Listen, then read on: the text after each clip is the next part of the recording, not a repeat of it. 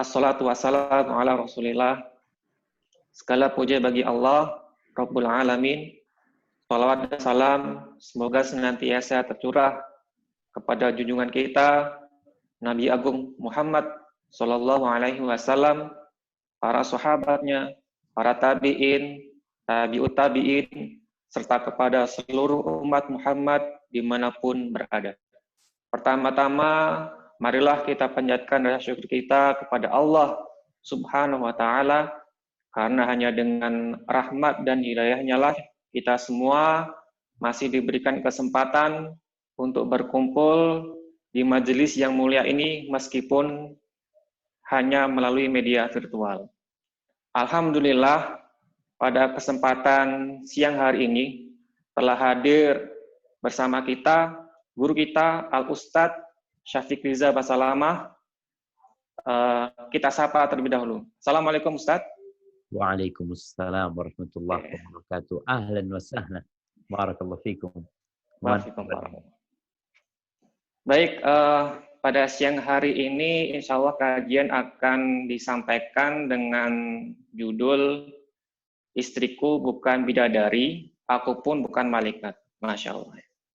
Sebelum kita mulai, izinkan saya membacakan sedikit tentang tata tertib pada kajian online pada siang hari ini.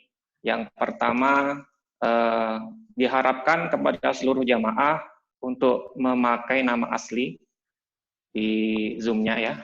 Kemudian yang nomor 2, kajian akan berlangsung selama kurang lebih 90 menit ya, nanti sampai pukul 13.40, kemudian dilanjutkan dengan sesi tanya-jawab. Kemudian yang nomor 3, dihimbau kepada seluruh jamaah dimanapun Anda berada, untuk menyimak kajian ini secara khidmah, mic untuk dinonaktifkan, serta kepada seluruh ummahat untuk menonaktifkan fitur videonya. Kemudian yang nomor 4, bagi Bapak Ibu jamaah sekalian yang nantinya ingin bertanya, dipersilakan untuk memberikan tanda raise hand terlebih dahulu, nanti akan dipersilakan oleh host, kemudian dilanjutkan dengan open mic, ataupun juga dapat menyampaikan pertanyaan secara tertulis di chat box, baik melalui platform Zoom ataupun YouTube. Dan nanti pertanyaan akan dibacakan oleh moderator, insya Allah. Baik, itu beberapa tata tertib dalam kajian online pada siang hari ini. Kami sangat berharap kepada jamaah sekalian untuk dapat mematuhi tata tertib di atas. Baik, tanpa berpanjang lebar, karena mengingat waktu juga udah siang, kepada Ustadz Syafiq, waktu dan kesempatan kami persilakan. Tafadhol Ustadz. Jazakumullah khairan. Assalamualaikum warahmatullahi wabarakatuh. Alhamdulillah, segala puji bagi Allah, salawat dan salam semoga tercurahkan untuk baginda Nabi kita Muhammad alaihi salatu wassalam, untuk keluarga beliau, untuk istri-istri beliau, untuk putra-putri beliau, dan untuk seluruh sahabat Nabi. Semoga Allah meridhai kita bersama mereka. Amma ba'd, jamaah rahimakumullah, khususnya teman-teman di Pertamina Bogor ini. Apa namanya? Garut, di Garut kok di Bogor, di Garut. Di Garut, siang hari ini kita menyempatkan diri untuk berebut warisan Rasul SAW. Nabi kita alaihissalam tidak mewariskan emas dan perak. Teman-teman yang sekarang bekerja, ya salah satu yang dicari adalah harta. Memang kalau mau cari harta di warisan Nabi alaihissalam nggak ada apa. Karena yang diwariskan oleh beliau adalah ilmu. Dan barang siapa yang mengambil ilmu ini, maka dia telah mendapatkan keberuntungan yang besar sekali. Jamaah rahimakumullah. Ada seorang istri yang cerita. Ketika dia dilamar oleh seorang laki-laki. Dalam bayangan dia, laki-laki yang akan jadi suami dia ini seperti bapaknya. Bapaknya itu bisa semuanya. Ya, lampu mati, bapak ganti sendiri. Kadangkala keran air mati, bapak memperbaiki sendiri. Genteng bocor, Masya Allah. Ini perempuan berpikir suami dia ini bakal seperti bapaknya. Bahkan ayahnya dia ini biasa membantu orang lain. Bahkan dia membantu orang tua, jelas, tetangga, kakak beradik, Masya Allah. Pokoknya sang istri ini melihat bapaknya, Masya Allah. Tapi ternyata setelah dia menikah, suaminya ini biasa diservis. Di rumah dia biasa mendapatkan servis dari semuanya. Suami yang hidup dimanja. Gak bisa kerja. Akhirnya mulai ada ketidaknyamanan. Gitu. Istri yang berharap mendapatkan suami seperti ayahnya, sedangkan suaminya ternyata biasa mendapatkan servis dari semuanya. Sekarang gimana nih? Suami bayangannya dapat istri yang akan memberikan servis segala-galanya, si istri sebaliknya. Tapi itulah kehidupan rumah tangga. Dan kayaknya itu salah satu bukti bahwa istriku bukan bidadari dan aku bukan malaikat. Jamaah rahimakumullah. Sebelum cerita panjang tentang bagaimana menumbuhkan saling memahami dalam rumah tangga ini, kita perlu cerita masa lalu. Cerita tentang keberadaan kita. Cerita keberadaan Nabi Adam bersama istrinya. Awal manusia. Di mana cerita mereka? Sehingga kemudian kita menjadi anak keturunan mereka. Allah berfirman tentang cerita ini di surat Al-A'raf ayat 189. Nah, silahkan dibaca.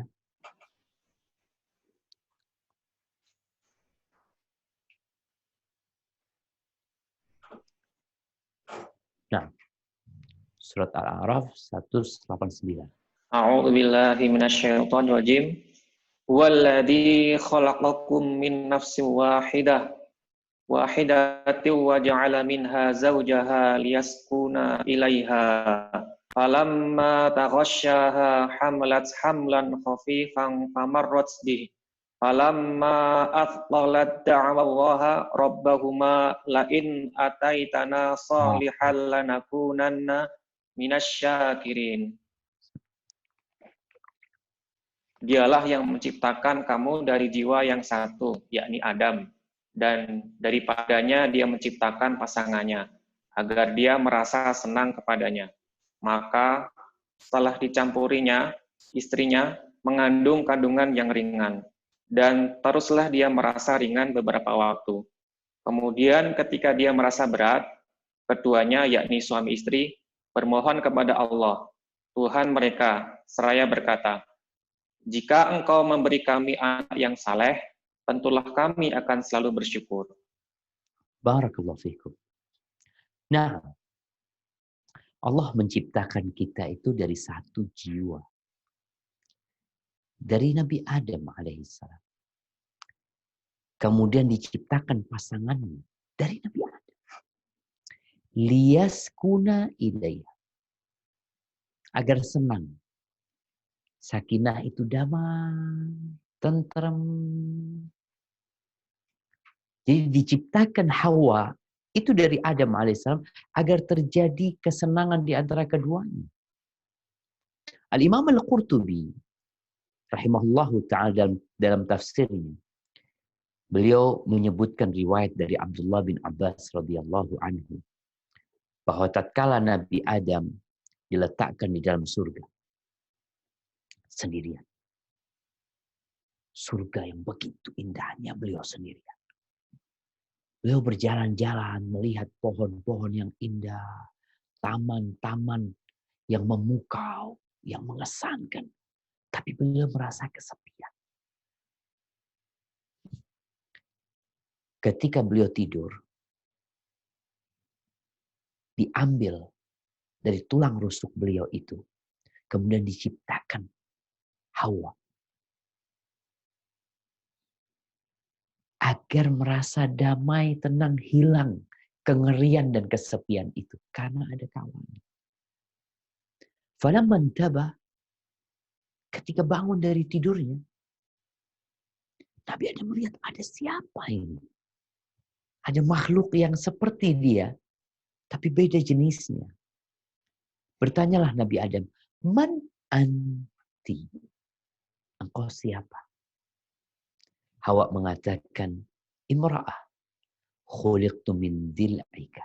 Aku seorang wanita yang diciptakan dari tulang rusukmu agar engkau senang sama aku, agar engkau condong dan merasa damai. Subhanallah jemaah. Inilah yang kita saksikan. Di mana laki-laki nggak mampu. Secara umum, laki-laki itu tidak mampu hidup tanpa wanita. Kenapa? Karena dia nggak mendapatkan ketenangan dan kedamaian tanpa wanita. Sehingga kadang-kala dia menikah satu, menikah dua. Adapun perempuan, dia itu mampu hidup tanpa laki-laki. Coba kita lihat. Ada perempuan-perempuan yang mungkin nggak ada yang melamar dia. Mungkin dia diceraikan janda sampai mati nggak nikah lagi. Biasa aja dia, tanpa lelaki biasa aja. Dia mungkin menggantikan ketidakadaan suami itu dengan aktivitas-aktivitas yang lain. Sehingga ya dia lupa. Kalau bicara syahwat dia punya syahwat juga. Tapi dia mampu, tidak seperti laki-laki. Istrinya hari ini meninggal dunia, malam hari dia istikharah. Mau nikah sama yang mana? Jadi pagi meninggal, malamnya istikharah udah sok. Nggak mampu. Seorang perempuan ditinggal mati suaminya, punya anak 5. Kuat dia. Tapi seorang suami ditinggal istrinya, punya anak 1 aja anaknya, nggak mampu. Itu sudah takdir ilahi. Jamaah rahimakumullah. Namun sayangnya kita melihat banyak pernikahan yang gagal. Kenapa sakinah itu hilang? Yang katanya perempuan itu diciptakan untuk menghadirkan ketenangan, kebahagiaan, kedamaian. Tapi kenapa nikah yang ada keributan? Kalau kita melihat antrian orang-orang yang mendaftarkan gugat cerai di pengadilan agama, kita itu akan geleng-geleng kepala. Kenapa mereka ini yang dulunya saling mencintai? Yang mungkin keduanya sebelum menikah sudah merajut mimpi untuk membangun masa depan yang indah bersama-sama. Tapi di tengah jalan, bahkan ada yang seumur jagung. Udah mau pisah. Ahibbatifillah. Makanya kita dituntut untuk belajar. Belajar mencari pasangan hidup kita.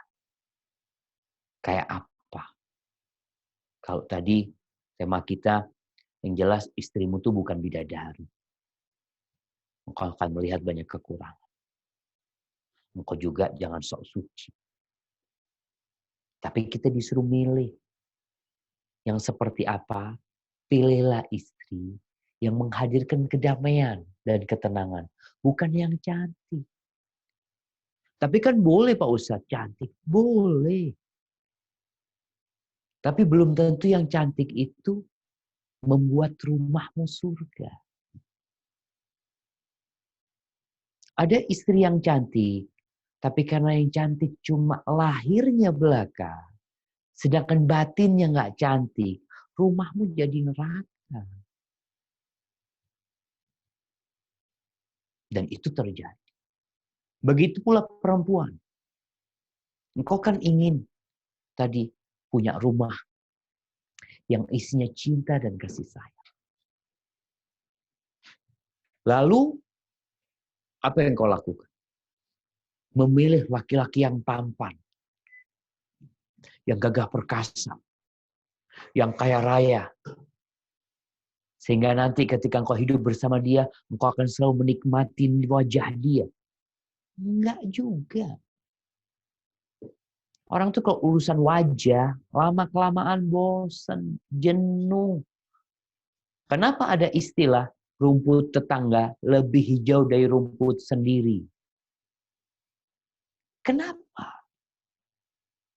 Itulah zahir, penampilan. Kita tertipu. Engkau akan lebih lama hidup bersama pasanganmu dengan perilaku, dengan sikap, dengan karakter dia daripada dengan wajah dia. Taib, suami istri. Dalam setiap hari, coba tanyakan kepada suami. Tanyakan sama diri kita sendiri, yang suami, yang anak suami. Tanyakan, anak berapa jam memandang wajah istri anak? Pagi jam 7 ngantor. Yang dilihat siapa? Ya, kawan-kawan sejawat di kantor. Mahasiswa. Nanti pulang kerja, baru ketemu istri. Tapi ketika ketemu istri, apa kita kemudian memandangi dia ya? Kayak dulu waktu mau menikah dilihatin, nggak ada. Istrinya keluar masuk, nyapu ini. Istri kita ngelihat kita juga. Apakah dia akan lama-lama dilihatin suaminya? Nggak ada. Itu cerita dulu. Yang ada suaminya nyapu, nggak ngelihat wajah suaminya. Dia nyapu, yang dilihat itu rantai. Suaminya di sebelahnya. Dulu sebelum nikah, Masya Allah ya. Dia sampai mimpi-mimpi. Sekarang udah di hadapan dia, nggak dilihat. Seperti itu. Cuma kadang-kala kita salah membangun rumah tangga. Tapi ya udahlah, udah terjadi Ustaz. Kita jalanin lah. Nah, tapi ini yang akan kita bicarakan. Yang pertama, kita perlu mengenali pasangan hidup kita. Mungkin sebagian berpikir, apalagi yang mau dikenal Ustaz? Kan udah nikah. Ada seorang istri yang dia mengatakan, Ana 5 tahun hidup sama suami Ana, ribut terus. Tapi setelah 5 tahun, Ana baru bisa menerima dia setelah mengenali karakter dia. Oh ternyata dia kayak gini. Alhamdulillah. Setelah 5 tahun, baru tenang. Jadi 5 tahun pertama itu gawat terus. Ya mungkin sebulan pertama itu ya masa-masa indah. Ya setelah itu yang ada keributan. Dia ngomong sampai 5 tahun. Alhamdulillah setelah 5 tahun, istri mengatakan, Alhamdulillah Ustaz, sekarang sudah mulai Anda bisa memahami dia, Anda mengenali dia, apa yang dia sukai, apa yang dia tidak sukai, sehingga agak tenang sekarang. Tapi ada yang 15 tahun belum tenang. Apa penyebabnya? Inilah yang perlu dilakukan pertama kali. Mengenali pasangan hidup kita. Apa yang perlu dikenali? Karakter dia. Tabiat dia. Kebiasaan. Apa hal-hal yang tidak disukai olehnya? Apa perkara-perkara yang tidak boleh dilakukan di depan? Apa makanan kesukaan? Apa minuman favoritnya? dan yang lain. Karena masih ada perempuan atau laki-laki, Ustaz, istri anak kayak gini, antum kan tahu dia kayak gini. Seorang perempuan mengeluhkan suaminya, suami anak temperamen, Ustaz. Marah, urusan sandal aja udah marah. Ya, alhamdulillah, kau tahu ternyata urusan sandal bikin dia marah. Sehingga engkau sudah punya cara menghadapi dia.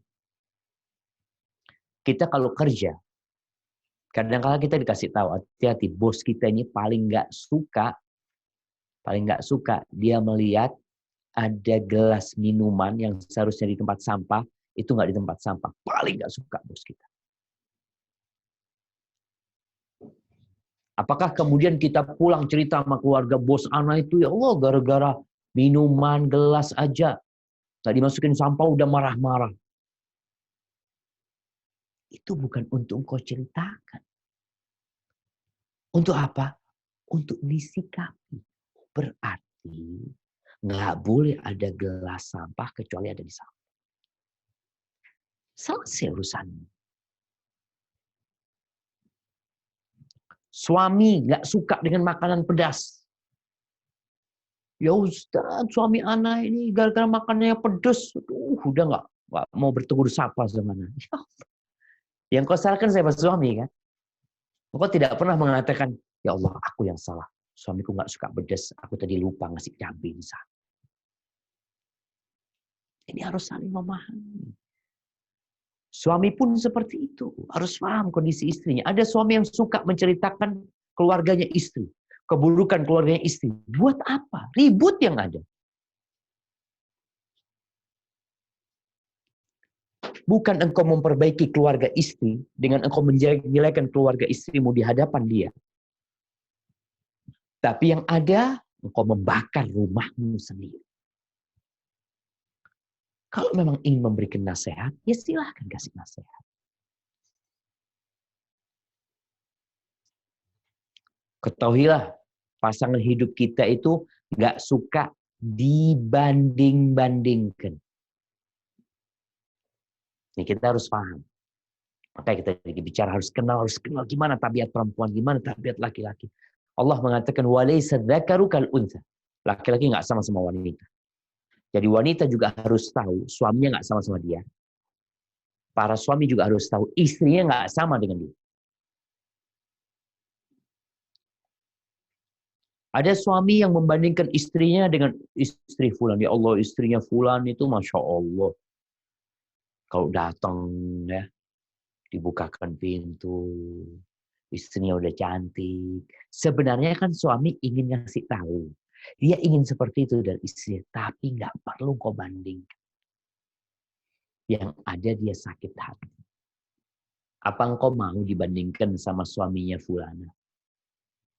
Kalau istri mengatakan, Bang subhanallah ya fulana itu, kalau pulang kerja sama suaminya dibawain bunga mawar, dibeliin oleh-oleh. Kira-kira sakit hati nggak engkau sebagai suami?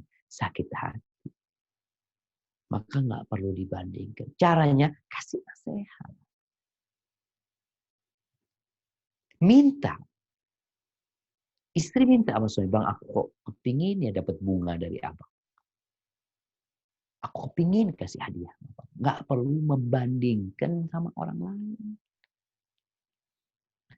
Ini sebagai modal utama, mengenali karakter dia, tabiat pasangan hidup kita, agar kita bisa mendatangkan kedamaian tadi. Masalah-masalah yang ada itu sudah dipersiapkan untuk menghadapinya. Setelah kita mengenali, yang kedua kita perlu saling memahami.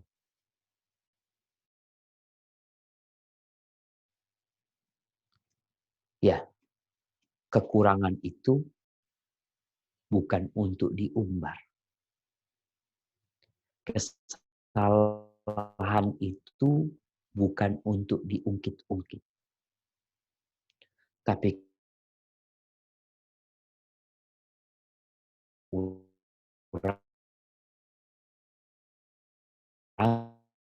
Jangan disempurnakan. Beliau bersabda, istausu bin nisa.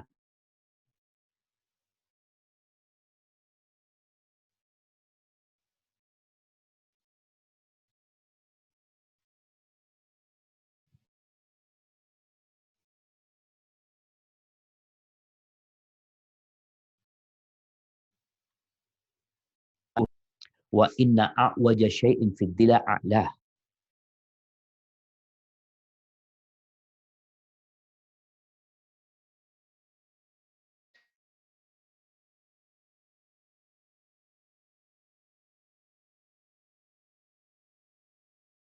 Bagian keserta si Nabi meminta kita untuk memahami tabiat wanita. Setelah diketahui, faham. Oh kayak gitu, iya memang dia kayak gitu.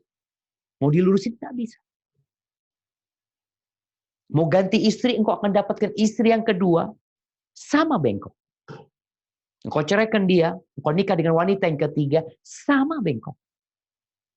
Engkau mencari anaknya ustadz, atau lulusan pesantren, atau seorang wanita yang hafal Al-Quranul Karim, sama bengkok. Terus gimana? Yang kau fahami. Maka Nabi menjelaskan, kalau engkau ingin meluruskan dia, patah dia itu. Terus gimana? Wa in taraktuhu lam yazal a'waj. Dan kalau engkau biarkan, ya dia tetap bengkok. Karena memang dia bengkok. Terus gimana? Fastausu bin nisa. Nasihatilah para wanita dengan cara yang baik. Jangan kasar sama perempuan. Bagaimana Nabi bersama Aisyah radhiyallahu taala. Ini istrinya Nabi. Aisyah radhiyallahu taala. Kalau bicara ilmunya, Aisyah menghafal hadis 2000 lebih. 2000 hadis yang dihafal sama Aisyah. Tapi apakah hadis itu membuat Aisyah tidak bengkok? Tetap. Itu tabiat wanita.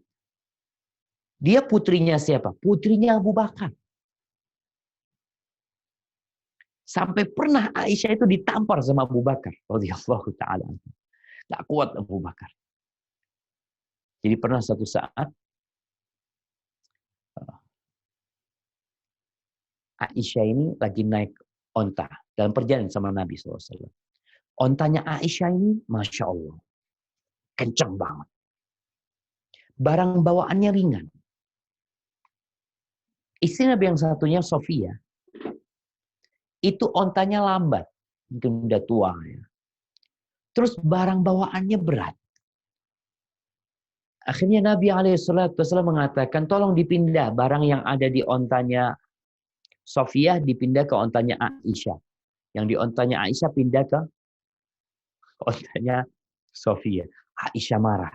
Sofia ini kan anaknya orang Yahudi. Radhiyallahu ta'ala. Apa kata Aisyah? Hati-hati jangan sampai kalian ini dikalahkan sama anaknya Yahudi. Marah Abu Bakar sama Aisyah. Dengan ucapan. Artinya lagi cemburu Aisyah. Perempuan tetap. Dan Nabi memahaminya. Ini yang kadang-kadang para laki-laki nggak bisa memahami. Udah dikasih tahu. Makanya tadi suruh kenalin. Setelah kenal gimana? Ya udah, ambil sikap yang baik. Aisyah pernah teriak-teriak di rumah Nabi SAW, mengangkat suaranya lebih tinggi dari suara Nabi SAW, sampai yang dia di luar rumah dengar. Sampai pernah Abu Bakar lagi lewat, dengar Aisyah ngangkat suaranya. Minta izin Abu Bakar masuk. Ketika masuk, mau digampar itu Aisyah sama Abu Bakar. Tapi sama Nabi dia halang-halang, jangan.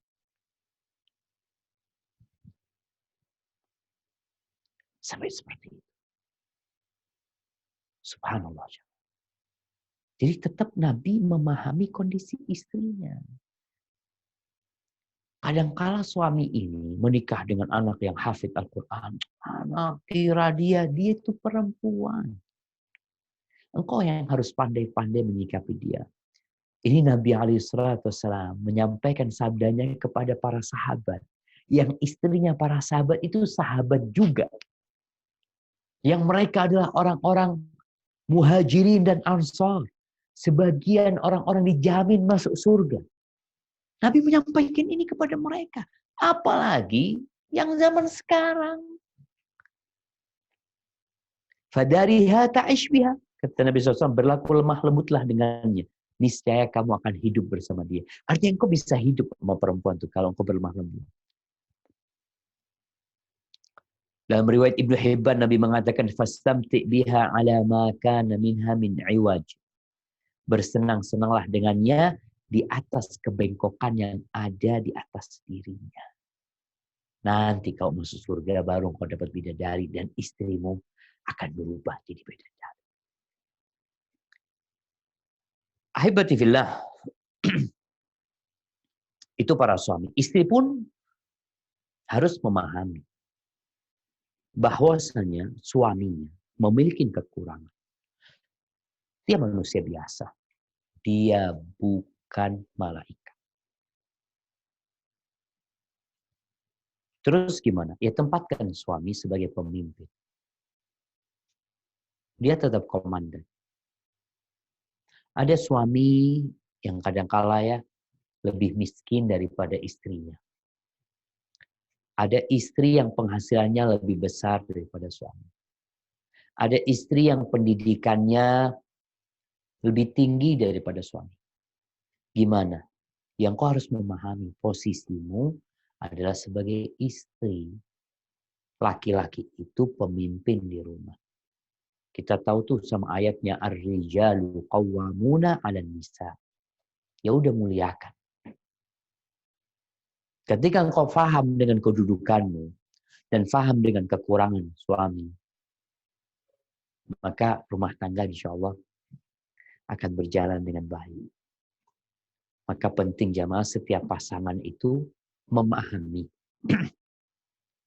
dan menyadari fungsi, tugas dan peranan masing-masing. Secara proporsional dan melaksanakan tanpa diminta. Ini penting. Kerjakan tugasmu tanpa diminta. Kan kau udah tahu gitu. Makanya kadang-kala di sebuah perusahaan, ketika ada anak buah yang harus disuruh, itu capek bosnya. Padahal udah dikasih tahu tugasmu ini. Momen dikatakan tugasmu itu bersih-bersih ya. Berangkat dari rumah, masuk kantor yang pertama momen dia cleaning service. Udah bersihkan semuanya, kemudian gelas-gelas dicuci. Setelah itu, aku bikin kopi, bikin teh, udah tahu. Gimana kalau nih orang pagi masuk ke kantor duduk-duduk. Bersihin, baru bersihin. Biasanya nggak akan lama dia di situ. Maka suami istri berusaha untuk memberikan hak pasangannya, yang tentunya itu kewajiban dia, tanpa diminta. Itu yang namanya saling memahami nantinya. Kemudian hal yang ketiga jemaah. Ada satu prinsip dalam rumah tangga yang perlu dijunjung tinggi. Apa? Saling membutuhkan. Kita ini saling membutuhkan. Kalau tadi dikatakan suami itu nggak mampu hidup sendirian. Dia perlu istri. Perempuan mungkin dia siap hidup tanpa suami, walaupun harus mengurus anaknya. Atau sebaliknya, ada suami yang berpikir dia nggak butuh sama istrinya yang ini. Masih banyak wanita yang menanti dia.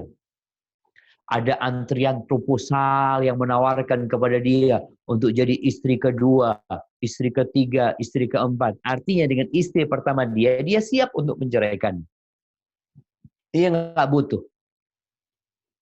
Tapi perasaan itu seharusnya tidak ada. Kenapa? Karena Allah Azza wa Jalla berfirman di surat Al-Baqarah ayat 187. Berkaitan dengan bagaimana hubungan suami dengan istri. Istri dengan suami. Nah, silahkan dibaca di Al-Baqarah 187.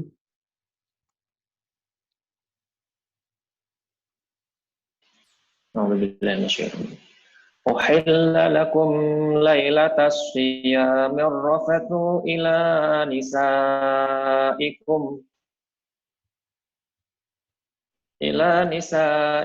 hunna libasul lakum wa antum libasul lahunna alimallahu annakum kuntum takhtan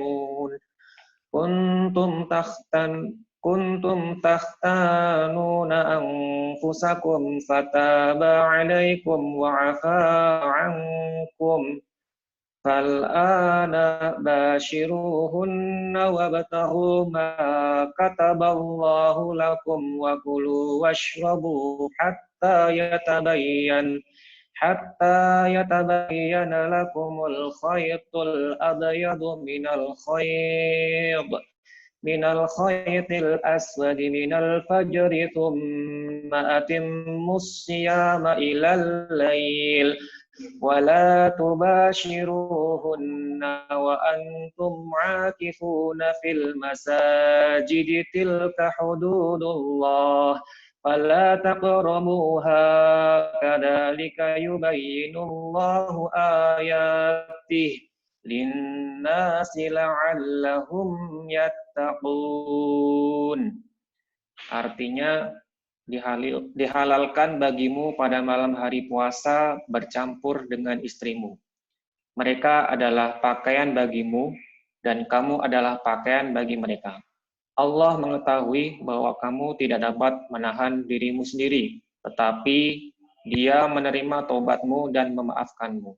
Maka sekarang campurilah mereka, dan carilah apa yang telah ditetapkan Allah bagimu. Makan dan minumlah hingga jelas bagimu, yakni perbedaan antara benang putih dan benang hitam, yaitu fajar. Kemudian sempurnakanlah puasa sampai datang malam. Tetapi jangan kamu campuri mereka ketika kamu beriktikaf dalam masjid. Itulah ketentuan Allah, maka janganlah kamu mendekatinya. Demikianlah Allah menerangkan ayat-ayatnya kepada manusia agar mereka bertakwa. Barakallahu fikum. Subhanallah. Ini ayat berkaitan dengan menghubungi istri di malam hari bulan puasa, bulan Ramadan. Yang dulunya nggak boleh. Kemudian diperbolehkan. Dan Allah sebutkan. Hunna libasul lakum wa antum libasul lahum. Perempuan-perempuan itu adalah pakaian untuk kalian. Dan kalian adalah pakaian untuk mereka. Di mana pakaian, jemaah? Pakaian ini menutupin aurat. Mungkin di punggung anak ada luka. Mungkin di dada anak ada bekas luka. Siapa yang tahu? Istri anak. Kita pun seperti itu. Mungkin ada kekurangan di tubuh istri kita. Kita tahu. Terus, ya ditutupin. Kekurangan itu bukan untuk diumbar. Ketika ada permasalahan dalam rumah tangga ini, seharusnya diselesaikan tanpa tetangga mendengar. Tanpa orang tua tahu. Karena dari awal engkau sudah tahu, istrimu bukan bidadari, kau bukan malaikat. Dan kita saling membutuhkan. Kalaupun ada yang harus diperbaiki, diperbaiki. Jadi kadang-kala ada perempuan, ada masalah di rumah, langsung cerita sama orang tuanya. Suaminya kayak gini, kayak gini. Ya suaminya manusia biasa. Kalau engkau masih bisa menyelesaikan sendiri, memperbaikinya, itu lebih baik. Kenapa? Engkau pakaian buat dia. Dan dia pakaian buat engkau. Tapi ketika ada masalah kemudian keluar, biasanya sulit untuk dipertahankan rumah tangga. Itu pakaian. Menutupin aurat. Pakaian itu juga menghiasi tubuh manusia. dia harus menyesuaikan. Jadi ketika seorang istri nih, ketika tahu suaminya, umpamanya seorang atasan ya, orang yang dihormati, public figure, mau tidak mau dia juga harus jaga diri gitu. Jangan sampai akhirnya membuat orang-orang mengatakan, tuh istrinya fulan kayak gitu, ternyata jangan, kesian sama suami. Itu pakaian. Sang suami juga seperti itu, menyesuaikan dengan istri. Kadangkala istrinya ini bukan anak pesantren. Ya dia menyesuaikan bagaimana menjadi pakaian yang cocok untuk istrinya. Dia juga nggak nuntut macam-macam karena tahu dengan kondisi istri. Kemudian jamaah pakaian itu menghangatkan yang kedinginan, menyejukkan yang kepanasan. Dan ini harus ada. Itu prinsip saling membutuhkan pakaian ini. Ketika suami sedang susah, punya masalah, pulang ke rumahnya. Apa tugas pakaian? Yang tadi kita udah bincangkan, dia adalah kebahagiaan suami. Rumahnya adalah ketenangan dan kedamaian. Ketika suami punya masalah di luar rumah, pulang sampai rumah, tolong engkau menjadi pakaian. Bukan menjadi bensin. Yang kemudian membuat keributan dalam rumah. Rasulullah SAW ketika beliau turun dari Gua Hira. Kita ingat kisah itu. Beliau pulang ke rumahnya. Dalam kondisi ketakutan. Cemas. Menggigil. Beliau mengatakan, Zamiluni, Zamiluni, selimuti aku, selimuti aku. Bagaimana sikap istri? Khadijah nggak tanya macam-macam. Apa yang diinginkan suaminya dia berikan. Dia kasih selimut, dia ditenangkan suaminya. Sampai suaminya sendiri yang bercerita. Kenapa ada suami-suami yang tidak suka curhat sama istrinya? Tolong istri mengkoreksi diri. Nabi curhat sama Khadijah. Khadijah mendengarkan karena sang istri ini memposisikan suami sebagai suami. Sebagai pemimpin. Sebagai komandan. Walaupun secara finansial Khadijah lebih kaya. Bahkan dia yang kaya raya. Ini yang kadangkala dilupakan. Oke lah, ada kekurangan di diri suamimu. Tapi ketika dia pulang ke rumah, engkau harus posisikan dia sebagai pemimpin. Ketika dia butuh kehangatan, berikan kehangatan kepada dia. Ketika dia memerlukan dukungan, berikan dukungan. Ketika dia sedang bersedih, jangan engkau ketawa-ketawa. Sebaliknya seorang suami. Hendaklah dia menjadi pakaian buat istri. Jangan menceritakan kekurangan istrimu di luar. Istriku kayak gini, kayak cerita sama orang tua juga seperti itu. Jangan. Man satara musliman satarahullah. Barang siapa yang menutupin kekurangan saudaranya, Allah akan menutupi. Jadilah laki-laki yang benar. Jadi pakaian tadi. Sampai ada cerita nih. Ada seorang yang ngerti agama. Ada isu dia mau cerai sama istrinya. Datanglah orang tanya sama dia, kenapa engkau mau menceraikan istrimu? Ada apa perkara yang kau gak sukai dari dia, ini, itu, macam-macam. Biasanya ada orang yang berusaha untuk mengkorek hal itu. Apa kata orang ini? Itu istriku. Apa urusanmu sama istriku? Masya Allah. Benar-benar jadi pakaian dia tutupin kekurangan istri. Bukan dia ceritakan ke orang. Selang beberapa waktu dia ceraikan. Benar terjadi perceraian. Akhirnya semua sudah punya rumah tangga masing-masing. Istrinya juga sudah menikah, dia sudah menikah.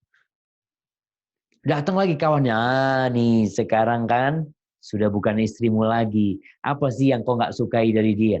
Apa yang kau bikin ceraikan dia itu apa? Apa kata suami ini? Mantan suami mengatakan, istrinya orang dia. Apa urusanku sama dia? Selesai. Itu sikap seorang muslim. Jadi pakaian, artinya buat saudara kita aja, kita nggak boleh ya. Kita itu kalau lihat kekurangan saudara kita nggak boleh gibain dia, menciptakan kekurangan dia, itu nggak boleh. Gimana kalau istri kita sendiri atau suami kita sendiri? Maka hendaklah semua memahami prinsip tersebut. Kita saling membutuhkan sebenarnya. Ada sebuah hal yang seharusnya tidak diceritakan, bahkan termasuk dosa besar. Yaitu suami menceritakan masalah ranjang bersama istrinya kepada orang lain. Itu termasuk makhluk yang paling buruk. Ini bukan di video jemaah. Bukan. Ini cerita. Padahal sama istrinya. Gimana yang berzina kemudian disebarkan. Tapi memang pezina mau gimana lagi. Tapi suami istri yang menceritakan urusan ranjang kepada orang lain itu syirarul khalq. Termasuk makhluk yang paling jahat. Ahibati fillah. Rasulullah sallallahu alaihi wasallam bersabda, "La yafraq mu'minun mu'mina. In kariha minha khuluqan radhiya minha akhar." Rawahu Muslim. Kata beliau alaihi salatu wassalam, janganlah seorang mukmin, seorang laki-laki yang beriman membenci istrinya yang beriman. Bayangin ya, orang beriman itu insya Allah masuk surga. Walaupun punya dosa. Maka Nabi menyuruh jangan membenci istri yang beriman. In kariha minha khuluqan, kalau ada perilaku istrinya yang tidak dia sukai, radhiya minha akhar. Bukankah ada perilaku lain yang dia sukai? Kenapa engkau memilih dia sebagai pasangan hidupmu? Kenapa engkau menikahin dia? Pasti ada kekurangannya. Tapi yang engkau lihat kelebihan.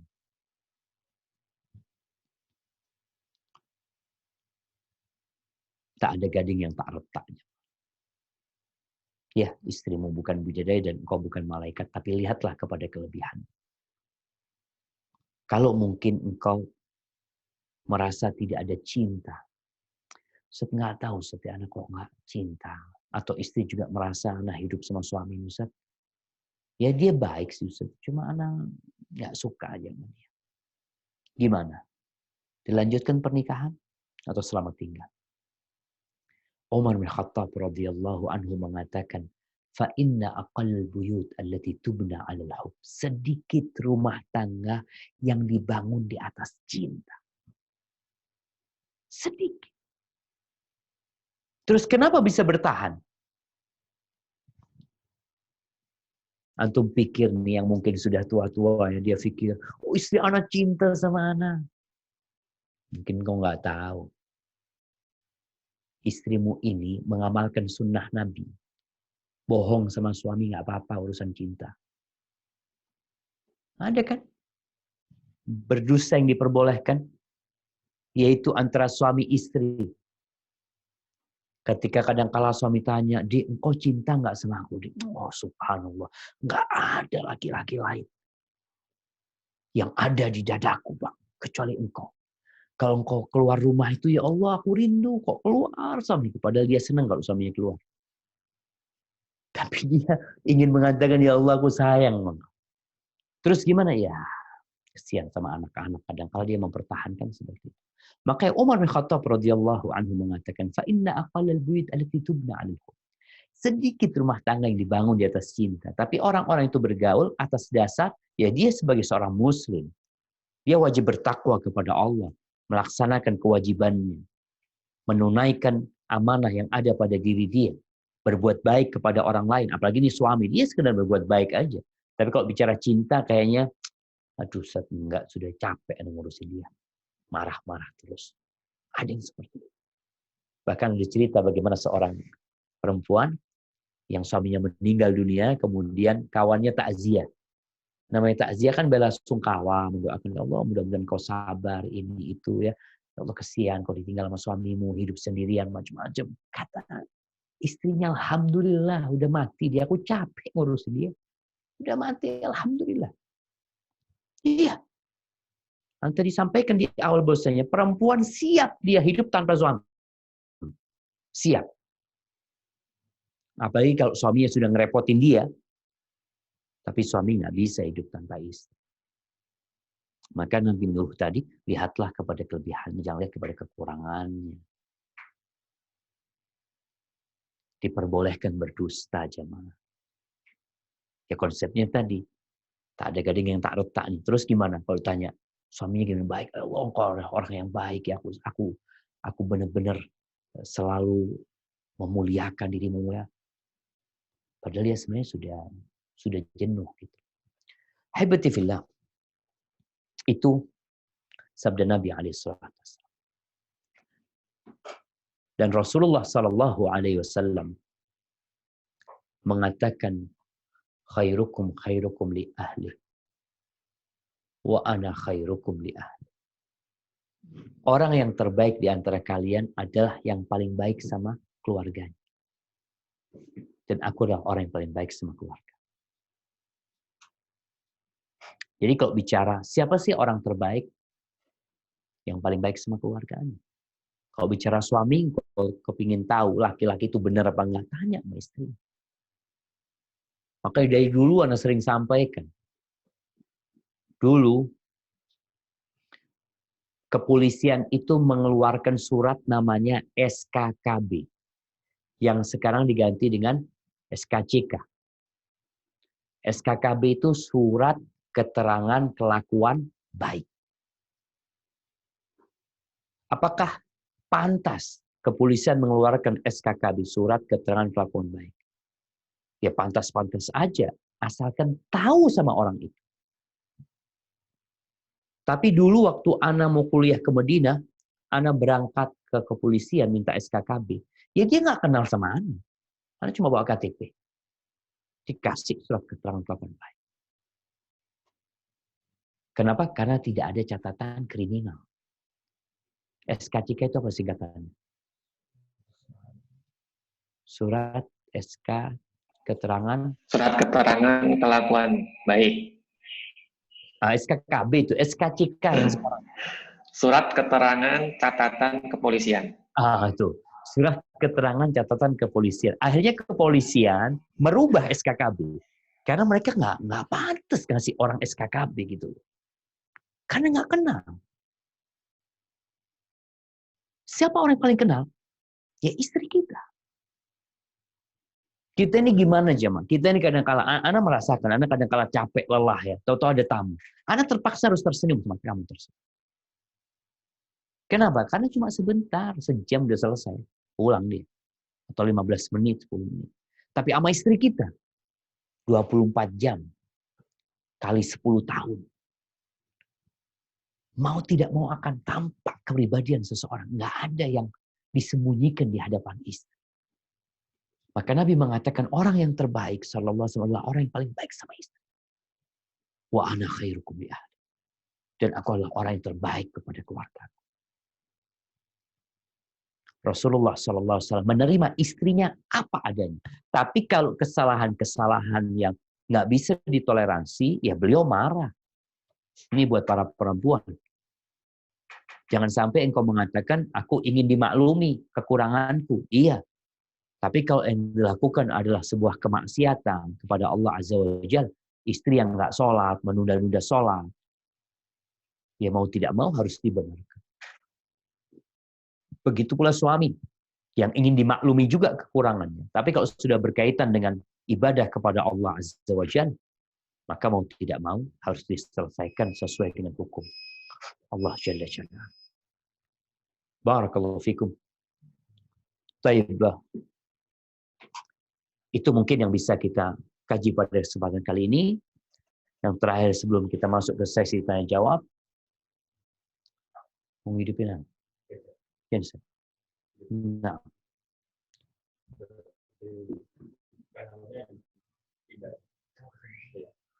Dua-duanya diangkat. Allah Azza wa Jalla berfirman, "Wa 'ashiruhunna bil ma'ruf." Jamaah ini lagi padam listrik, kita lagi hidupin genset ya. Mudah-mudahan masih bisa bertahan. Wa'ashiruhunna bil ma'ruf. Pergauli istri-istri kalian dengan cara yang patut. Fa in karihtumuhunna. Kalau kalian benci dengan istri kalian, apa yang dilakukan? Ceraikan dia. Fa'asa an takrahu syai'an wa yaj'alallahu fihi khairan katsira. Bisa jadi yang kalian benci, Allah sediakan di sana banyak kebaikan. Maka tetap melihat kepada kelebihannya, bukan melihat kepada kekurangannya. Hadza wallahu a'lam bissawab. Itu yang bisa kita kaji pada kesempatan kali ini. Mungkin kita masuk ke sesi tanya jawab. Anda kembalikan ke pembawa acara. Barakallahu fikum. Baik, barakallahu fikum Ustaz. Kita memasuki ke sesi berikutnya, tanya jawab. Kepada jamaah sekalian yang ingin bertanya langsung, dipersilakan untuk raise hand terlebih dahulu, barangkali.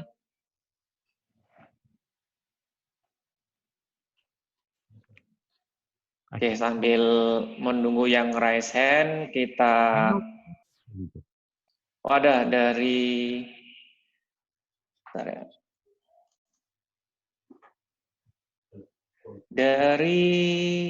Mei. Kayaknya udah hidup. Ibu Mei ya tadi ya? Udah hidup kayaknya. Silakan di open mic-nya.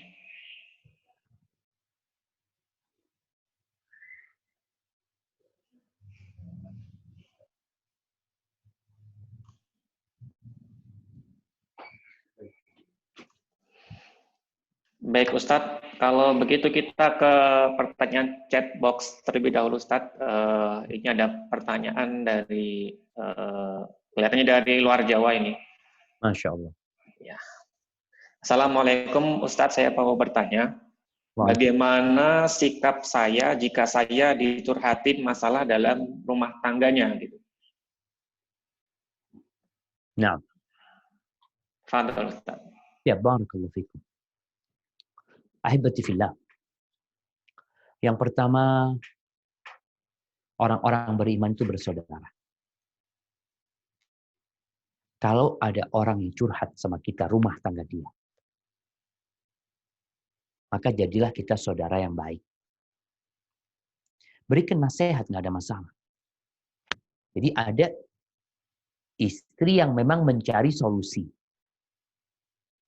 Kadangkala istri para sahabat datang menjumpai Nabi alaihissalam curhat. Dia mengatakan, ada yang mengatakan suaminya kayak gini. Nggak ada masalah. Bukan menjelek-jelekan suami, tapi meminta solusi. Tapi orangnya tepat yang dimintain solusi. Bukan sekedar menceritakan keburukan untuk riba. Maka engkau yang dapat curhatan dari fulanah umpamanya, maka kasih solusi buat dia. Apa masalahnya? Kalau suaminya umpamanya memang dia nggak taat sama Allah, bagaimana sekarang mengajak suami untuk taat? Kadang-kala kita melihat istrinya memang juga nggak benar juga, kita sampaikan kepada dia, cobalah engkau perbaiki hubunganmu sama Allah Azza wa Jalla. Jadi memang benar memberikan nasihat. Bukan sekedar menceritakan keburukan. Lalu ketika kita mau curhat, ya kalau ini kita masuk ke bab curhat, mau menceritakan kekurangan suami, tolong jangan di forum. Mama ini ada kawan 5 orang, Anda mau curhat ya jangan, semuanya jadi tahu. Terus pilih salah satu di antara mereka yang paling berilmu, yang kalau lihat dia paling bertakwa, yang insya Allah dapat memberikan solusi. Jadi bukan curhat di forum ya, tapi berdua aja. Tapi kalau kau lihat tuh kayaknya nggak bisa diceritain fulan, nanti dia ember ya cerita kemana-mana gitu umpamanya. Ya kita cari orang yang tepat. Jadi nggak ada masalah sebenarnya curhat dalam rangka mencari solusi, bukan dalam rangka menceritakan keburukan. Hadza wallahu a'lam bishawab. Baik, jazakallahu khair. Jadi curhat harus ini ya Ustadz ya, apa namanya, dengan teman curhatnya juga harus benar gitu, berilmu gitu. Jangan sampai nanti malah curhat ke orang yang salah atau malah curhat ke media sosial gitu ya. Oh, itu tambah parah lagi kalau curhat Iya. ke medsos. Nah, Oke. Kita ke pertanyaan berikutnya. Kita open lagi, barangkali ada jamaah yang berkeinginan bertanya secara langsung, dipersilakan untuk raise hand dan open mic. Belum ada ya nampaknya. Kita ke pertanyaan dari channel YouTube ini, Ustadz. Assalamualaikum. Bagaimana jika istri menolak untuk tinggal dengan mertua karena dulu pernah serumah namun istri trauma karena mertua yang lidahnya sangat tajam. Pertengkaran suami istri selalu disebabkan sifat mertua. Padahal Ustaz. barakallahu fikum. Nah, ahibati fillah. Kita tahu istri punya kewajiban taat sama suaminya. Namun, ketaatan itu selama tidak menimbulkan mudarat. Sang suami ini, para suami ini juga harus sadar. Allah Azza wa Jal mengatakan askinuhunna min haitsu sakantum min wujdikum wa la tudarruhun. Tempatkan istri-istri kalian di rumah-rumah, di tempat tinggal yang sesuai dengan kemampuan kalian. Jadi istri itu punya hak tempat tinggal. Wala tudarruhunna, jangan membahayakan mereka. Di sini termasuk membahayakan kalau dia tinggal sama mertua, ternyata menyebabkan keributan. Sedangkan istri punya hak tempat tinggal sendiri sebenarnya dia. Ya, sesuai dengan kemampuan suami. Nggak harus beli, bisa ngontrak. Kalau kondisinya sekarang, suami harus merawat orang tuanya. Yang kadangkala ya orang tuanya sudah sepuh, sudah sakit-sakit dan tidak ada yang mau merawatnya. Mau tidak mau suami harus merawat orang tuanya. Tinggal sekarang bagaimana istri kita. Kalau ternyata dia kayaknya nggak mau, anak takut ribut lagi ini itu diterima alasan itu sebenarnya.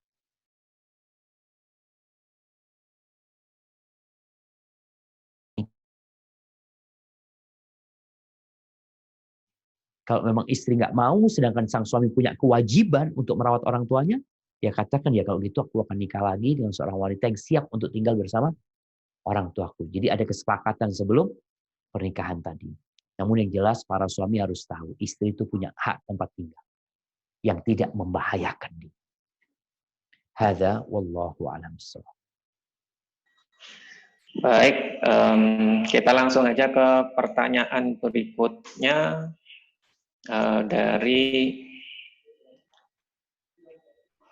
dari Bapak Tony Suherman. Assalamualaikum Ustadz. Waalaikumsalam warahmatullahi wabarakatuh. Di surat Al-Baqarah ayat 187 tadi disebutkan, kemudian sempurnakanlah puasa sampai datang malam. Selama ini kita puasa hanya sampai maghrib. Apakah maksud ayat tadi kita harus menunggu sampai malam untuk berbuka puasa atau seperti apa? Terima kasih. Assalamualaikum. Nah, barakallahu fikum. Ahibati fillah. Kalau bicara puasa sampai malam, nah. Tsumma atimmus syam ilal lail. Sempurnakan puasa sampai malam hari. Kapan malam hari tiba? Tenggelamnya matahari.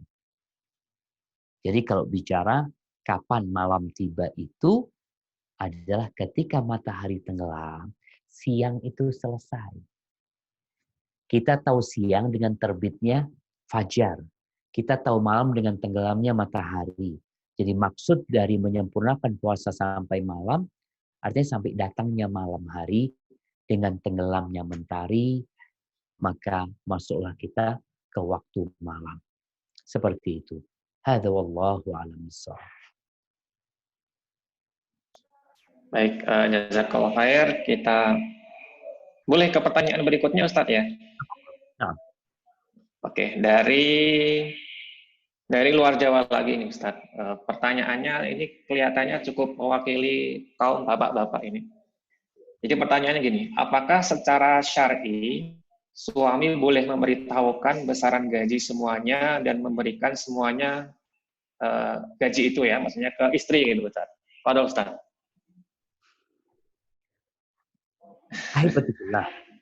Yang pertama, para suami. Ana ingin ngasih tahu para suami dulu. Sebelum bicara ngasih tahu besaran gaji. Suami itu kewajibannya bukan hanya kepada istri. Bisa jadi nih suami punya 2 istri. Bisa jadi punya 3 istri. Bisa jadi punya 4 istri. Jadi dia punya kewajiban memberikan nafkah. Jadi secara syar'i kewajiban suami adalah memberikan nafkah kepada istrinya. Bukan menceritakan nominal gaji dia.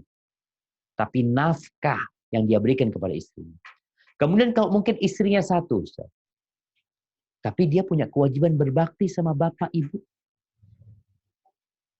Dia punya kewajiban memberikan nafkah juga. Mungkin dia punya kakak beradik yang kurang mampu, yang perlu dia bantu. Mungkin dia punya keponakan-keponakan. Mungkin dia juga mau sedekah. Jadi tidak harus dia menceritakan gaji dia kepada istri. Bahkan kadangkala kalau istri ini dikasih duit semuanya, kecuali suami ini punya penghasilan lain. Gaji dia dari kantor, semua dikasih istri. Dia punya usaha lain. Artinya sebenarnya istri nggak tahu berapa uangnya suami. Karena kadangkala kalau antum sudah berikan kepada istri, lalu antum mau ambil untuk memberi kepada orang tua, itu kadangkala menimbulkan keributan. Kalau nggak ribut, kadangkala istri sakit hati. Bukankah lebih baik yang engkau berikan kepada orang tua, istri nggak tahu. Dan yang engkau berikan kepada istri, orang tua nggak tahu. Dan suami ketika hendak memberi orang tua, nggak perlu istri tahu. Bicara berapa yang kita berikan kepada istri kita. Allah Azza wa Jalla berfirman, "Liyunfiq dzu sa'atin min sa'ati, wa man qudira 'alaihi rizquhu falyunfiq mimma ataahu Allah." Hendaklah seorang suami itu memberikan nafkah dari keluasan rezeki dia. Kalau banyak duitnya, kasih banyak sama istrinya. Tapi siapa yang disempitkan rezekinya, hendaklah dia memberikan sesuai dengan kemampuan dia. Jadi memberikan nafkah itu bukan sesuai dengan kebutuhan. Makanya kalau kebutuhan istri anak butuhnya cuma 3 juta, Ustaz. Tapi gaji anak 100 juta. Antum kasih 3 juta. Ya enggak lah.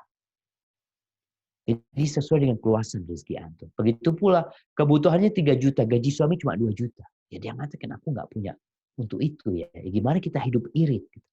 Jadi Islamnya benar-benar agama yang fair. Semuanya itu merasakan haknya. Dipenuhin kebutuhannya, tapi sesuai dengan kemampuan.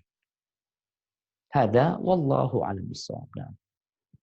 Oke, waktu kita masih cukup lumayan panjang. Kita tawarkan kembali kepada jamaah yang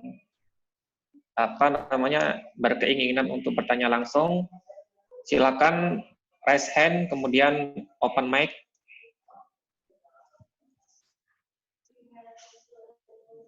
Jadi kadang-kala urusan rumah tangga ini malu mau tanya langsung.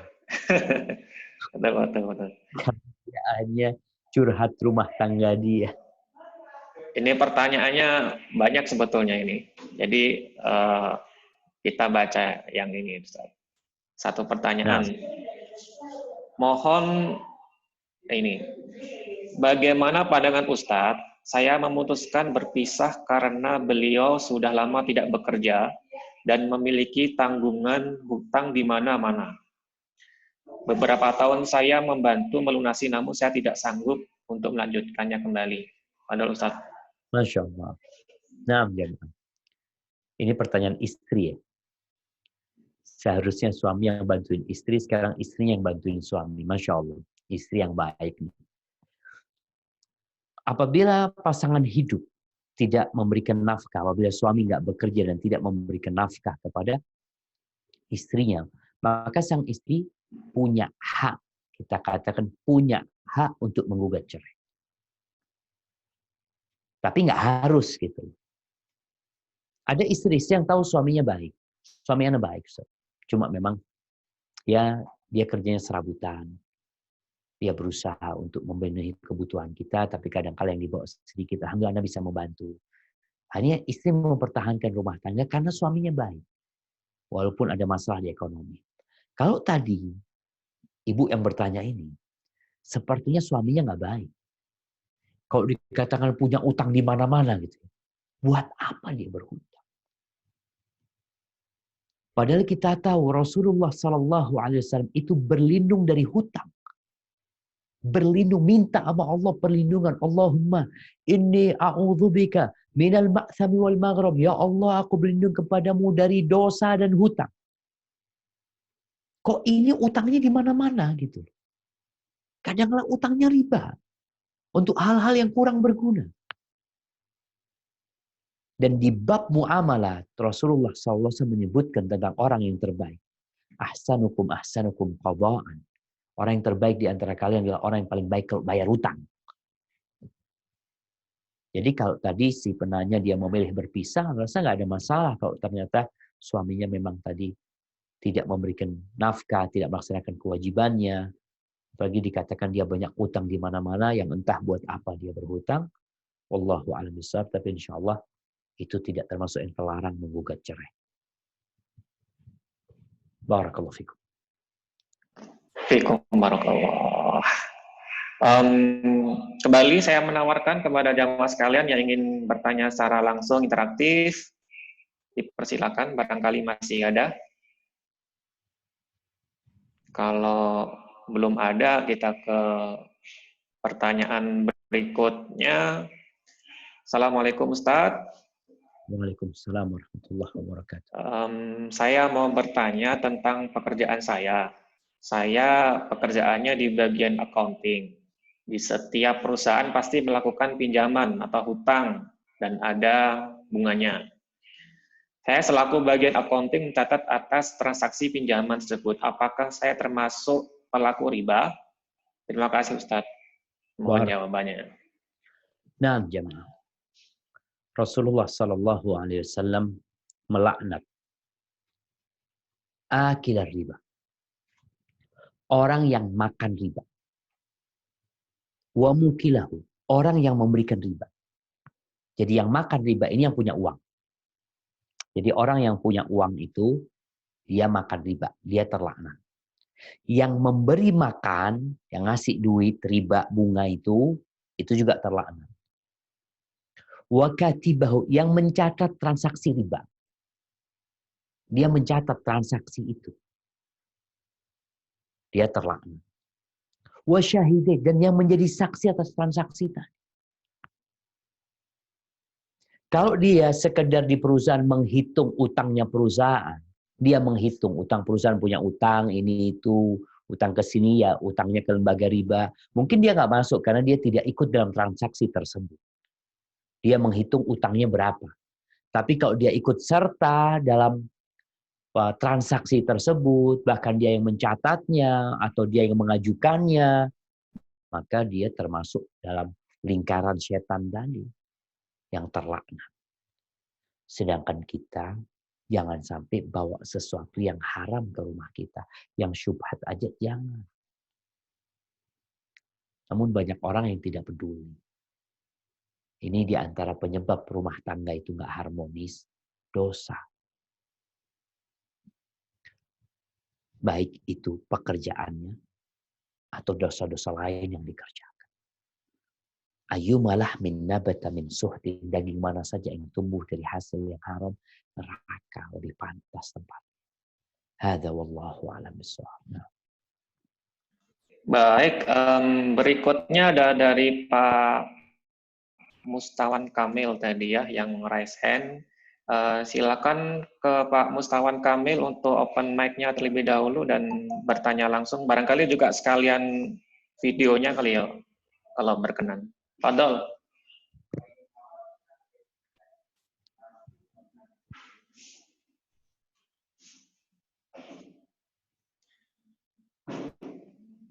Oh, nggak jadi ya. Masya Allah. Insya Allah. Kita ke pertanyaan berikutnya aja Ustadz. Dari siapa ini ya?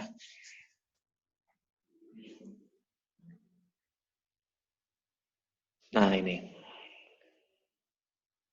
Bismillah, izin bertanya, bagaimana baiknya kita bersikap sebagai anak apabila diminta oleh orang tua untuk juga membantu om atau Pak D gitu, kakak, adik, atau om-om kita ya, setiap bulannya gitu. Fadhil Ustaz. Nah, barakallahu fikum. Haibati fillah. Ini pertanyaan menarik sekali ya. Kenapa nakaskan menarik? Di antara cara Islam mengentas kemiskinan, memerangi kefakiran, adalah perintah untuk menjaga silaturahim. Dan hampir di setiap keluarga, silaturahim ini kan berbuat baik kepada kerabat yang ada hubungan rahim. Tadi bicara paman, Pak D, Bude, keponakan, kakak, beradik, apalagi. Kita diperintahkan untuk berbuat baik kepada kerabat kita. Dan hampir di setiap keluarga itu ada orang yang sukses. Mungkin 1-2 orang. Disinilah kesempatan dia berbuat baik kepada kerabatnya. Apalagi orang tua yang minta. Dan sepertinya orang tua melihat anaknya ini mampu. Daripada kita bersedekah ke tempat lain, kita bangun masjid mungkin, kasih pesantren, ada orang kena musibah kita bagi. Yang paling utama adalah kerabat kita. Tatkala orang-orang bertanya kepada Nabi SAW, yas'alunaka madza yunfiqun. Mereka bertanya kepadamu, apa yang mereka infakkan dan kepada siapa mereka berinfak. Qul ma anfaqtum min khairin falil walidain wal aqrabin wal yatama wal masakin wabni sabil. Yang kalian infakkan dari harta kalian, yang paling berhak mendapatkannya kedua orang tua. Kemudian kerabat. Baru anak-anak yatim. Baru orang-orang miskin. Kadang-kala kita kasih anak-anak yatim, kita punya keponakan, kita nggak bantuin. Kita punya paman susah, kita nggak bantuin. Maka anak rasa yang diminta oleh Bapak itu tepat. Ketika engkau punya kelebihan harta, sebelum engkau membagikan kepada orang lain, tengoklah keluargamu. Lihat yang di sekitarmu. Mereka lebih berhak. Dan pahalanya double, kata Nabi SAW. Kalau kita kasih kepada fakir miskin, ya sudah, pahala sedekah. Tapi kalau kita berikan kepada kerabat kita, maka kita dapat pahala double. Pahala sedekah dan pahala silaturahim. Maka insya Allah antum juga jangan pernah takut berkurang hartanya ketika membantu kerabat sendiri. Jadi daripada membantu orang lain, tolong kerabat sendiri diperhatikan. Dan banyak kali ayat dalam Al-Quranul Karim yang memerintahkan innallaha ya'muru bil adli wal ihsan wa ita'idil qurba. Allah memerintahkan agar berbuat adil, berbuat kebaikan dan berbagi kepada kerabat. Kita semua insya Allah tahu fadilah silaturahim, yaitu memanjangkan umur dan memperluas rizki. Itu bukan ziarah, jemaah. Itu silaturahim, menyambung hubungan kekerabatan.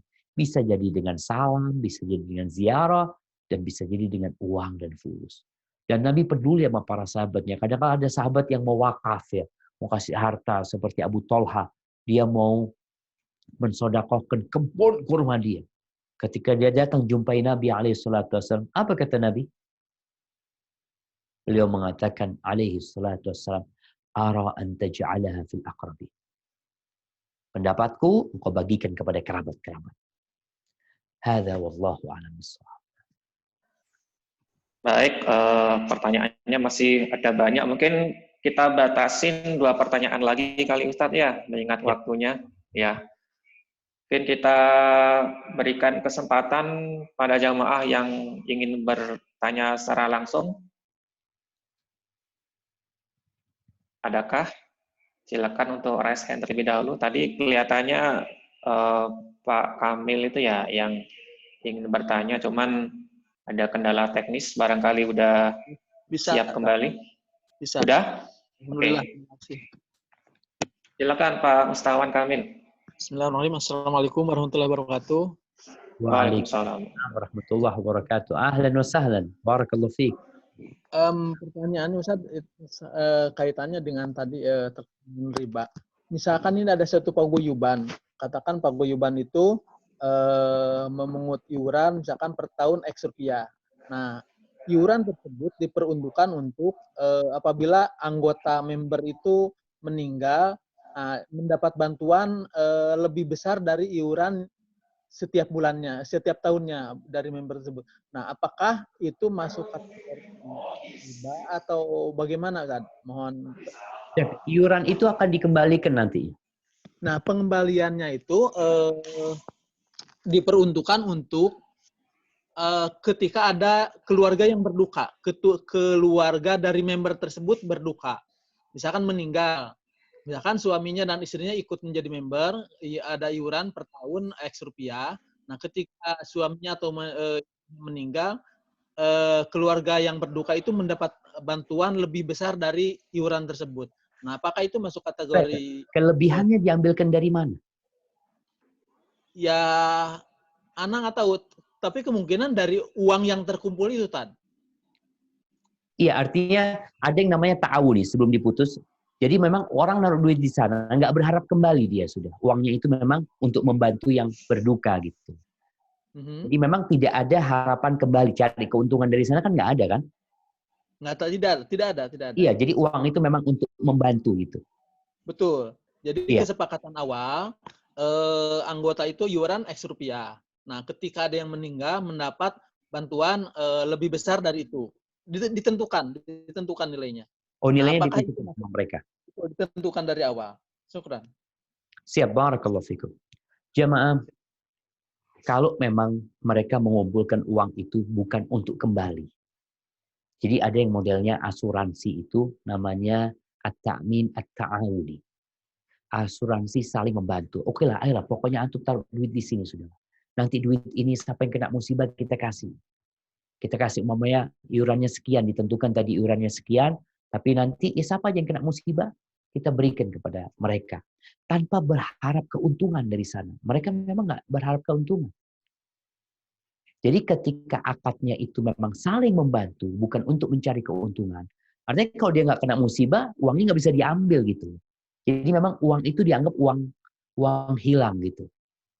Kalau diharapkan uang itu kembali seperti asuransi yang umum ya, ketika orang sama kan modelnya, yang kita berikan itu umpamanya 10 juta, nanti dapatnya bisa jadi 15 juta.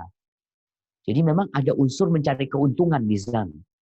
Dan pihak pengelola uang itu juga mencari keuntungan sebenarnya dari orang-orang.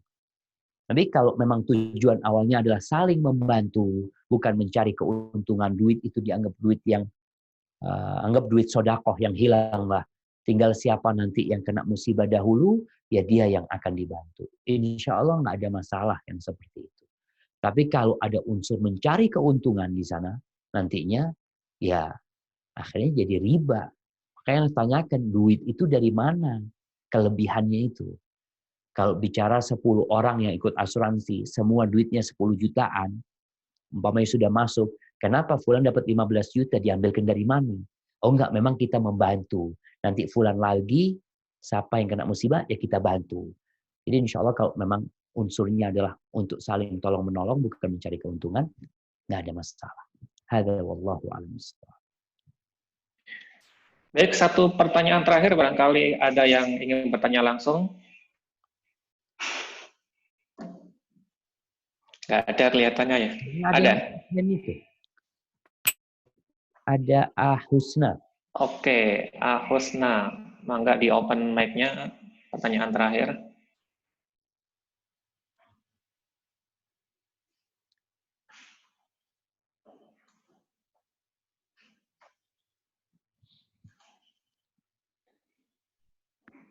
Tafadhal. Tafadhal. Dengan Husna. Nggak ada respon kelihatannya Ustadz. Kita ke pertanyaan di chatbox. Pertanyaan terakhir ini. Oh, ada nih. Waalaikumsalam warahmatullahi wabarakatuh. Iya, saya mau bertanya Ustadz, di luar dari topik yang mau saya tanyakan adalah ketika kita sholat berjamaah dan di sela-sela saf yang kita isi itu ada anak-anak. Anak-anak itu belum balik ya. Itu hukumnya seperti apa? Dan kemudian apa yang harus kita lakukan ketika anak-anak itu bergeser dari sholatnya atau meninggalkan sholatnya? Saya rasa itu aja dulu Ustadz. Terima kasih banyak. Assalamualaikum warahmatullahi wabarakatuh. Nah, jamaah rahimakumullah. Ya, berkaitan dengan soft yang berisi anak kecil. Apakah itu masuk shaf yang terputuskan? Jadi para ulama menjelaskan bahwasanya sabda Nabi alaihi salatu wassalam, "Man wasala shaf wasalahullah." Barang siapa yang menyambung shaf, Allah akan menyambung dia. Kemudian juga sabda Nabi alaihi salatu wassalam, "Sawu sufufakum." Luruskan shaf kalian, rapikan shaf kalian. Karena kesempurnaan shaf termasuk kesempurnaan sholat. Gimana kalau ada shaf anak kecil? Iya, nggak ada masalah sebenarnya. Kalau putusnya itu banyak, itu yang bermasalah. Tapi kalau sekedar anak kecil, yang jarak kita sama orang lain nggak jauh sebenarnya, kemudian anak kecil itu memang dalam rangka pelatihan dia untuk melaksanakan sholat, untuk ibadah, maka insya Allah nggak ada masalah. Kalau dia pergi, berarti shaf itu perlu diisi. Namun kadang-kala seperti ini juga pengalaman Ana ya. Kadang-kala Ana bawa anak-anak sholat, Ana taruh di sebelah Ana. Tahu-tahu dia pergi. Ya namanya anak-anak. Tahu-tahu dia pergi, nanti ada orang yang memasukin shaf dia. Dia datang lagi. Nah, ketika dia datang, ya udah ditutup shaf dia. Ketika dia datang, ya kita perlu memberikan keluasan aja. Artinya bapaknya mungkin menggeser dikit supaya tuh anak bisa tetap beri sana, yang di sebelahnya juga menggeser dikit. Kan kadang-kala shaf itu ada shaf yang nyaman, ada shaf yang akhirnya harus rapat berdepet-depetan. Tapi kalau ada anak kecil kan biasanya yang bergeser kakinya, tapi bahunya tetap nyaman sebenarnya. Jadi insya Allah itu menjadi solusi. Ketika ada anak kecil yang pergi, maka kita isi shafnya. Ketika dia datang lagi, ya kita sebenarnya tinggal menggeser kaki, tapi bahu kan tetap di tempatnya. Hadza wallahu a'lam bishawab. Dan sekarang kondisi COVID-19 kalau kita lihat di masjid-masjid ya shafnya jarang-jarang ya. Karena memang kondisi, bukan kemauan. Ini kita bicara bukan kemauan kita, tapi karena kebutuhan disebabkan COVID-19 yang semoga Allah segera mengangkatnya. Hadza wallahu a'lam bishawab. Itu yang bisa Ana sampaikan pada kesempatan kali ini. Yang benar dari Allah Jalla Jalaluhu, yang salah dari diri Ana pribadi. Allah dan Rasulnya terbebaskan dari kesalahan itu. Ana kembalikan ke pembawa acara. Jazakumullah khair. Alhamdulillahirabbil alamin. Tadi udah sama-sama kita simak dan kita ikuti kajian yang dibawakan oleh Ustadz Dr. Syafiq Riza Wasalamah. Sekali lagi kami ucapkan jazakumullah khairan Ustadz yang telah berkenan memberikan tausiahnya kepada kita semua pada siang hari ini. Semoga ini dapat menambah rasa cinta dan takwa kita kepada Allah Subhanahu wa taala. Kami juga memohon maaf kepada penanya-penanya yang belum sempat terjawab karena memang waktu kita sangat terbatas, sedangkan pertanyaannya sangat banyak sekali tadi. Mungkin sekian kajian kita pada siang hari ini. Kurang lebihnya kami mohon maaf. Barakallahu ajmain. Marilah kita tutup kajian pada siang hari ini dengan doa kafaratul majlis. Subhanakallahumma wa bihamdika asyhadu an la ilaha illa anta. Akhir kata, wassalamualaikum warahmatullahi wabarakatuh.